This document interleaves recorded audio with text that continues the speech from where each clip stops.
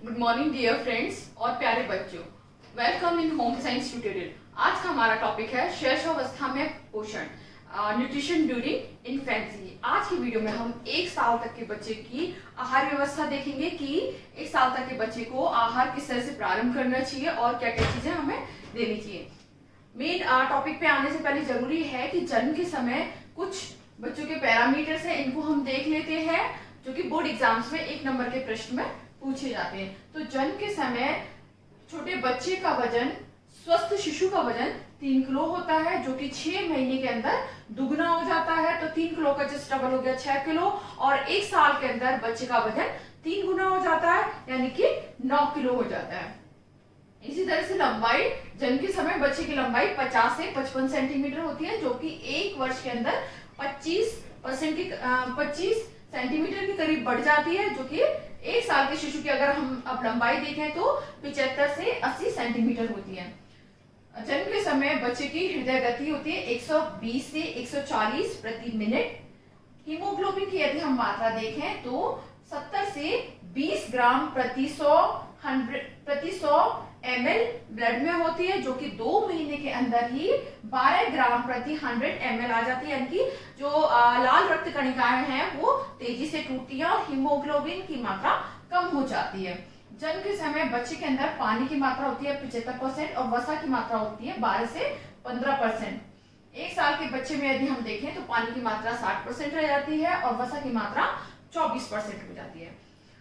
छोटे बच्चे में यदि हम उसका पोषण स्तर देखें तो बच्चे का कैसा स्वास्थ्य रहेगा, ये डिपेंड करता है कि प्रेगनेंसी के दौरान माँ का स्वास्थ्य स्तर कैसा रहा है। यदि माँ स्वस्थ रही है, माँ को संतुलित भोजन मिला है, तो गर्भाशय में जो बच्चा विकसित हो रहा है वो भी स्वस्थ होगा।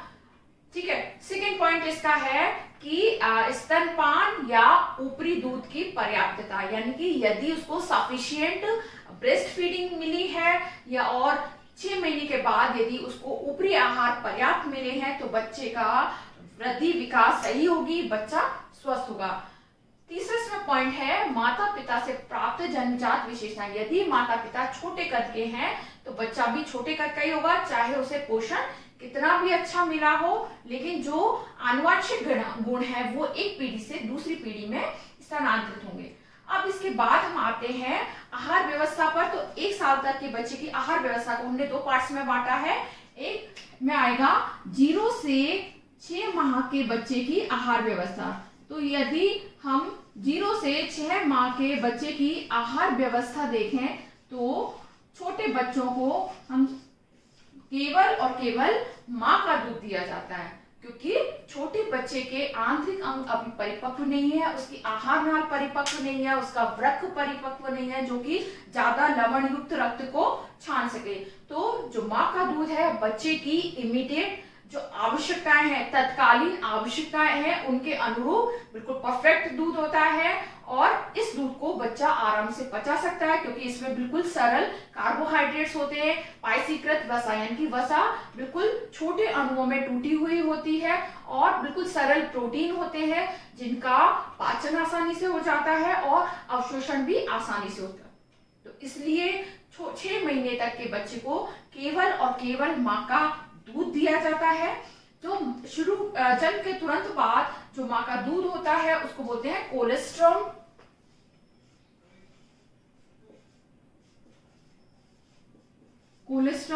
और ये कोलेस्ट्रॉम जो है बच्चे के लिए बहुत ही उपयोगी होता है, क्योंकि इसके अंदर प्रतिरक्षी पदार्थ और प्रोटीन की मात्रा बहुत अधिक होती है।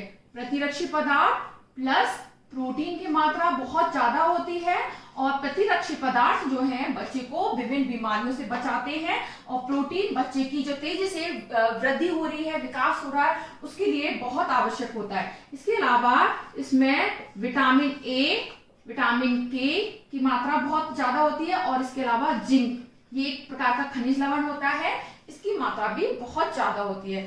तो छोटे बच्चे के बीमारियों से बचाने के लिए, वृद्धि के लिए कोलेस्ट्रॉल बहुत ज्यादा जरूरी होता है। गांवों में से पुराना दूध समझकर फेंक दिया जाता है, जबकि ये दूध बच्चे को पिलाना चाहिए। बच्चे के प्रथम मल उत्सर्जन के लिए भी कोलेस्ट्रॉल बहुत जरूरी होते हैं। कोलेस्ट्रॉल का एक दूसरा नाम और है, इसको बोलते हैं खीस। ठीक है, ये 3 से 4 दिन तक श्रावित होता है और इसकी मात्रा होती है कुछ 30 से 40 ml। और उसके बाद जो है दूध गाढ़ा हो जाता है, क्योंकि अब बच्चे के जो पाचन अंग है वो भी मजबूत हो जाते हैं, तो दूध भी गाढ़ा हो जाता है और उस दूध को बच्चे आराम से पचा सकते हैं। तो इसके बाद इम्पोर्टेंट क्वेश्चन आता है कि स्तनपान बच्चे के लिए लाभदायक होता है, क्यों? तो जो माँ का दूध है वो बच्चे के लिए अमृत के समान होता है, अतुलनीय है, इसका कोई कंपैरिजन नहीं है, अमूल्य है। क्यों? क्योंकि बच्चे की जो तत्कालीन आवश्यकताएं हैं उसके अनुसार होता है। इसमें प्रोटीन, प्रतिरक्षी पदार्थ अधिक मात्रा में होते हैं, तो जो कि बच्चे को बीमारियों से बचाते हैं। इसमें लैक्टोज शर्करा अधिक होती है। लैक्टोज शर्करा कैल्शियम और मैग्नीशियम खनिज लवणों के अवशोषण को बढ़ाती है, और जब कैल्शियम और मैग्नीशियम का अवशोषण ज्यादा होगा तो बच्चे की हड्डियां और दांत मजबूत होंगे। स्तनपान सामान्य तापक्रम पर मिल जाता है, ये स्वच्छ होता है, जीवाणु रहित होता है, इसमें किसी भी प्रकार का बैक्टीरियल इन्फेक्शन नहीं हो सकता। स्तनपान कराने से बच्चे के मुंह का एक्सरसाइज होता है, तो मुंह की एक्सरसाइज होने से बच्चे के जबड़े, बच्चे के गाल का जो निर्माण है वो सही होता है, दांत भी उसके सही निकलते हैं। तो एक सकिंग रिफ्लेक्स होता है जिससे कि मुंह का व्यायाम होता है। स्तनपान कराने से माँ का गर्भाशय की जो मांसपेशियां बढ़ गई थी अब संकुचित होकर वापस अपने पूर्व आकार में आ जाती है। स्तनपान कराने से माँ को और बच्चे को भावनात्मक संतुष्टि मिलती है, दोनों के रिलेशनशिप, आत्मीयता बहुत ज्यादा होती है, और ये स्तनपान सामान्य तापक्रम पर उपलब्ध होता है, इसमें किसी भी प्रकार का कोई खर्चा नहीं आता, और लैक्टोज शर्करा अधिक होने के कारण बच्चे को कब्ज नहीं होता है। और जिन बच्चों को स्तनपान कराया जाता है उन बच्चों में शिशु मृत्यु दर बहुत कम होती है, यानी कि वो बच्चे स्वस्थ होते हैं, उनके वृद्धि विकास सही होते हैं। और माँ के दूध में लवणों की, खनिज लवणों की सांद्रता कम होती है, तो इस दूध को बच्चा आराम से पचा सकता है, क्योंकि अभी उसके वृक्क अभी ज्यादा विकसित नहीं हुए हैं, तो ज्यादा लवण युक्त यदि दूध होगा तो बच्चा उसको पचा नहीं पाएगा। तो माँ के दूध में जो है खनिज लवणों की सांद्रता कम होती है, बच्चा इसको आराम से पचा सकता है। तो संक्षेप में मैं यही कह सकती हूँ कि बच्चे की जो इमीडिएट रिक्वायरमेंट्स है, तत्कालीन आवश्यकताएं हैं, उसके अनुसार माँ का दूध सर्वोत्तम आहार होता है और इसको पिलाना चाहिए। अब बात आती है कि स्तनपान का समय किस प्रकार से निर्धारित किया जाए। तो इसके 2 तरीके होते हैं, या तो डिमांड के अनुसार, इसको मांग स्तनपान कहते हैं, इंग्लिश में इसको कहते हैं डिमांड फीडिंग। डिमांड फीडिंग का मतलब क्या हुआ कि इसमें बच्चा डिमांड करता है। बच्चा किस तरह से डिमांड करेगा? बच्चा रोकर डिमांड करता है, बच्चा रोता है और माँ उसको दूध पिलाती है। लेकिन इसको ड्रॉबैक यही है कि कई बार बिस्तर गीला होने से या बच्चे को कोई तकलीफ होने से, पेट में दर्द होने से बच्चा रोता है, माँ समझ नहीं पाती और बच्चे को दूध पिलाती है। दूसरा होता है समय अनुसार। समय अनुसार स्तनपान, इसको बोलते हैं टाइमली फीडिंग। समय अनुसार स्तनपान उन महिलाओं के लिए सही रहता है जो कि कार्य करती है और बच्चे को कुछ घंटों के लिए दूर रखती है, तो वो एक टाइम टेबल डिसाइड कर लेती है कि हर 2 घंटे बाद बच्चे को दूध पिलाना है, तो वो उसी टाइम टेबल के अकॉर्डिंग दूध पिलाते हैं। इसका ड्रॉबैक ये है कि कई बार बच्चे का समय हो जाता है दूध पीने का और बच्चे को भूख नहीं होती, बच्चा दूध नहीं पीता, उसके बाद जब उसको भूख लगती है तो उस समय उसको दूध उपलब्ध नहीं कराया जाता।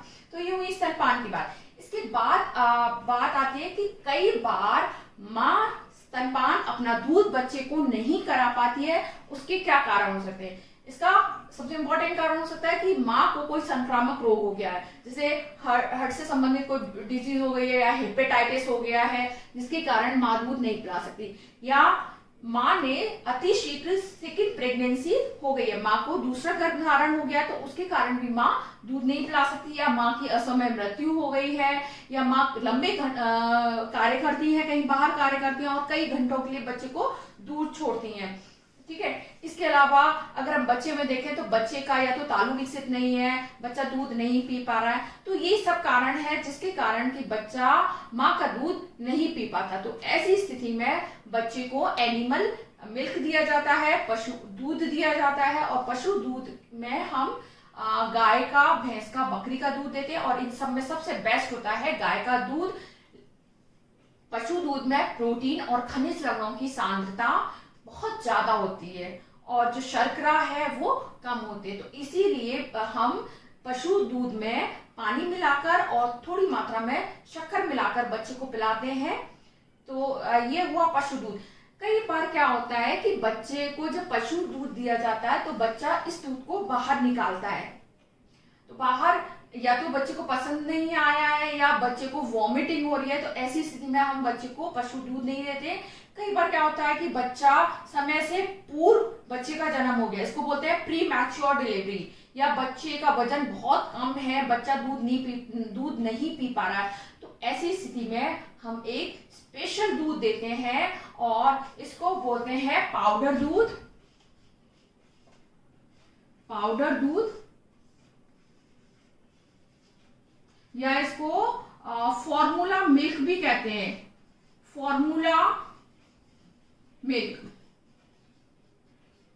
इसको फॉर्मूला मिल्क हम इसलिए कहते हैं क्योंकि इस दूध में पोषक तत्वों का संगठन मां के दूध के समान होता है, इसीलिए इसको फॉर्मूला मिल्क कहते हैं। और इस पर पूरे निर्देश लिखे हुए होते हैं कि बच्चे की आयु और बच्चे के भार के अनुसार कितनी आयु का बच्चा है और उसमें दूध की मात्रा कितनी डालनी है, पानी की मात्रा कितनी डालनी है, ये सब संगठन पैकेट पर, डिब्बे पर लिखा रहता है। डिब्बा बंद दूध होता है, इसमें किसी भी प्रकार का बाहर का संक्रमण नहीं होता और इस दूध को बच्चा आराम से पचा सकता है। इसमें पोषक तत्वों का जो संगठन है माँ के दूध के समान होता है, इसीलिए इसको फॉर्मूला मिल्क कहते हैं। तो इस दूध को हमेशा साफ सुथरे बर्तनों में बनाना चाहिए और जो पानी हम इस्तेमाल करते हैं उसको गर्म करके उबाल लेना चाहिए। उसके बाद नॉर्मल टेम्परेचर पर आ जाए पानी, उसके बाद उस पानी के साथ इस दूध पाउडर को मिला करके दूध बनाना चाहिए।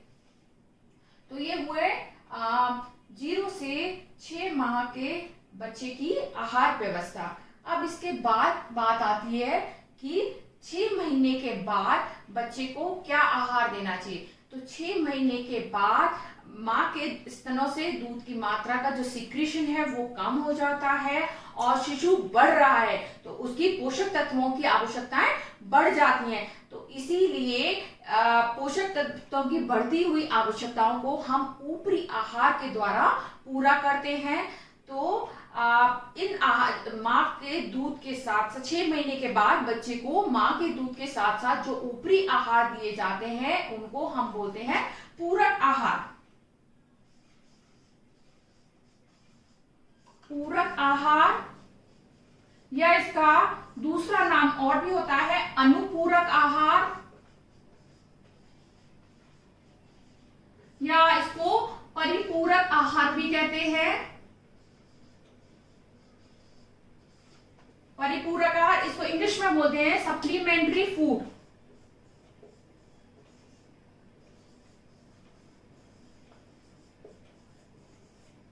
सप्लीमेंट्री फूड्स, या इसका एक और नाम होता है स्तन त्याग आहार। स्तन त्याग आहार, इंग्लिश में इसको बोलते हैं वीनिंग फूड। वीनिंग फूड, इसको वीनिंग फूड, स्तन त्याग आहार इसलिए कहते हैं क्योंकि 6 महीने के बाद हम माँ के दूध की मात्रा को कम करते जाते हैं और ऊपरी आहार हम देना शुरू कर देते हैं। तो इसलिए इसको स्तन त्याग आहार भी कहते हैं। और पूरक आहार, अनुपूरक आहार, परिपूरक आहार। तो 6 महीने के बाद जो आहार माँ के दूध के साथ साथ दूसरे ऊपरी आहार दिए जाते हैं उसको अनुपूरक, परिपूरक और पूरक आहार कहते हैं। और जब हम इन आहारों को शुरू करते हैं, जब हम सप्लीमेंट्री फूड को शुरू करते हैं तो पहले हम तरल भोज्य पदार्थ देते हैं। उसके बाद जैसे कि तरल भोज्य पदार्थ में हम दे सकते हैं दाल का पानी दे सकते हैं, हम जूस दे सकते हैं, कम नमक वाला सूप दे सकते हैं। उसके बाद हम उसको अर्ध ठोस आहार देते हैं जैसे कि खिचड़ी, दलिया, सूजी की खीर और उसके बाद जब बच्चा 8-9 महीने का होता है तो हम उसको सॉफ्ट ठोस आहार देते हैं। सॉफ्ट होते हैं ये ठोस आहार, जैसे कि मसला हुआ केला, मसला हुआ आलू या दाल चावल को मिला करके हम उसको खिलाते हैं। और जब बच्चा 1 साल के करीब होता है तो हम उसको ठोस आहार दे सकते हैं, जैसे रोटी, सब्जी या बिस्किट दे सकते हैं, हम सेब दे सकते हैं, हम मठरी दे सकते हैं। तो ये सब है ऊपरी आहार। तो ऊपरी आहार बोर्ड एग्जाम्स में एक इंपॉर्टेंट क्वेश्चन आता है कि 6 महीने के बच्चे को ऊपरी आहार देते समय किन किन बातों का ध्यान रखना चाहिए। तो 6 महीने के बाद बच्चे को ऊपरी आहार देते समय जो भी आहार हम दे रहे हैं वह पौष्टिक होना चाहिए।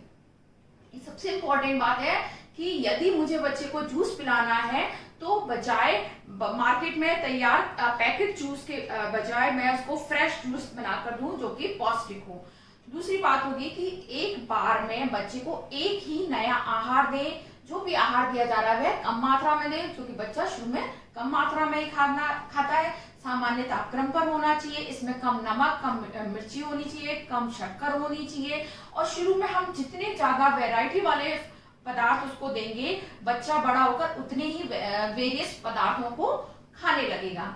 फिर जो है भोजन सामान्य तापक्रम पर होना चाहिए, आनंददायक वातावरण में होना चाहिए। बच्चे को हम स्टार्टिंग में ज्यादा ऊर्जा वाले भोज्य पदार्थ देते हैं, क्योंकि बच्चे का वजन और लंबाई तेजी से बढ़ रही है। तो भोजन के ऊर्जा मूल्य को बढ़ाने के लिए हम उसमें घी की मात्रा दे सकते हैं। बच्चे की स्वाद कलिकाएं विकसित हो रही है, इसलिए वैरायटी वाला फूड देना चाहिए और सामान्य तापक्रम पर देना चाहिए बच्चे को। और स्टार्टिंग जब हम करते हैं ऊपरी आहार की, पहले तरल भोज्य पदार्थ देना है और उसके बाद अर्ध तरल और ठोस आहार देना चाहिए। और बच्चे को भोजन नियत समय पर कराएं, एक फिक्स टाइम पे बच्चे को लेके बैठे और भोजन कराना चाहिए। ऊपरी आहार देते समय बिल्कुल भी हमें ऐसा नहीं करना है कि माँ का दूध बंद कर देना। माँ के दूध के साथ साथ हमें ऊपरी आहार देने, तो ऑल्टरनेट देने, एक बार बच्चे को माँ का दूध दिया जाएगा और उसके बाद ऊपरी आहार दिया जाएगा। इस तरह से ऑल्टरनेट देना है। बच्चे को जब भी भोजन देते हैं, शुरुआत करते हैं, तो बच्चा भोजन को बाहर निकालता है। तो इसका मतलब ये नहीं है कि बच्चे को भोजन पसंद नहीं आ रहा, इसका मतलब ये है बच्चा अभी निगलना नहीं जानता। तो बच्चे को कंटिन्यूस खिलाते रहे। यदि किसी भोज्य पदार्थ को खाने में बच्चा अरुचि दिखा रहा है या पसंद नहीं कर रहा, तो कुछ समय के लिए उसको बंद कर देना चाहिए या उसके पकाने की विधि में परिवर्तन करना चाहिए।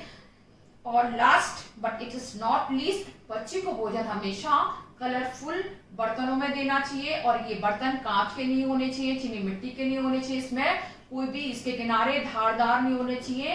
तो ये सब है हमारे आज के वीडियो में कि 1 साल तक के बच्चे की आहार व्यवस्था। इस आहार व्यवस्था को मुख्य रूप से हमने 2 भागों में बांटा, 0 से 6 माह के बच्चे की आहार व्यवस्था और 6 से 12 माह के बच्चे की आहार व्यवस्था। तो इस पूरे टॉपिक में से एक स्तनपान पे इंपॉर्टेंट क्वेश्चन बनता है, एक कोलेस्ट्रॉल की इंपॉर्टेंस पूछी जाती है, फिर पूरक आहार क्या होते हैं, अनुपूरक आहार क्या होते हैं, इन सब के बारे में। तो यदि आपको वीडियो पसंद आया है तो लाइक करें, शेयर करें, सब्सक्राइब करें। Thank you.